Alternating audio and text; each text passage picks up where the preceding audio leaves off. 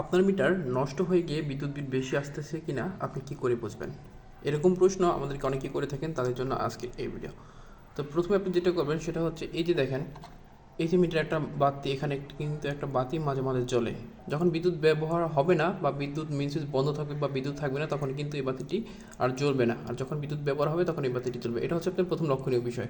আর দ্বিতীয়ত বিষয় হচ্ছে এই যে দেখেন মিটারের KWS অর্থাৎ ইউনিট রয়েছে 9738.1, এই পয়েন্টের পরেও কিন্তু 1 আছে। তো এটা আপনার একটা খাতায় লিখে রাখবেন। এটা লেখার পর আপনাদের কাজ হচ্ছে আপনাদের ঘরে থাকা মেইন সুইচটি বন্ধ করা। তো এটা হচ্ছে মেইন সুইচ, আমি এখন মেইন সুইচটি বন্ধ করে দেবো। এর কারণ হচ্ছে যখন মেইন সুইচ বন্ধ করে দেবো তখন কিন্তু আমার ঘরের সম্পূর্ণ বিদ্যুৎ বন্ধ হয়ে যাবে। তো এই যে আমি মেইন সুইচটা এখন বন্ধ করে দিলাম। এভাবে আমি ঠিক 1 ঘন্টা মেইন সুইচটি বন্ধ রাখবো। দেখেন এখন কিন্তু মেইন সুইচ বন্ধ আছে। মেইন সুইচ বন্ধ অবস্থায় যদি এই বাতিটি জ্বলে তাহলে বুঝবেন যে আপনার মিটারটি নষ্ট।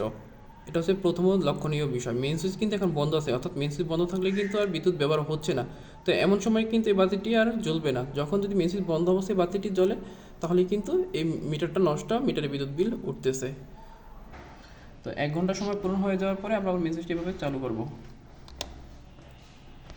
ঘন্টা বন্ধ থাকার পরে যদি দেখেন যে আপনার মেইন এখানে রিডিংটা বেড়ে গেছে, অর্থাৎ আগে যেটা ছিল দেখেন 9738.1, এই 1-এর পরিবর্তে যদি এখানে 2 হয় বা 3 হয়, এরকম যদি বেড়ে যায়, অর্থাৎ মেইন সুইচ আপনার বন্ধ ছিল কিন্তু আপনার বিদ্যুৎ ব্যবহার হয়েছে, যদি এরকম বিষয় হয় তাহলে কিন্তু এখানে ইউনিট বেড়ে যাবে, তখনই কিন্তু আপনার বিদ্যুৎ বিল বেশি আসবে। অর্থাৎ আপনার মিটারে বিদ্যুৎ ব্যবহার না হলেও মিটারে বিদ্যুৎ বিল উঠতেছে, এরকম একটা বিষয় হবে। আর যদি মেইন সুইচ বন্ধ অবস্থায় এখানে ইউনিট না বাড়ে তাহলে আপনার মিটার ঠিক আছে। তো এভাবেই আপনারা আপনাদের বাসা বাড়িতে থাকা মিটারটি নষ্ট হয়েছে কিনা চেক করে দেখতে পারবেন।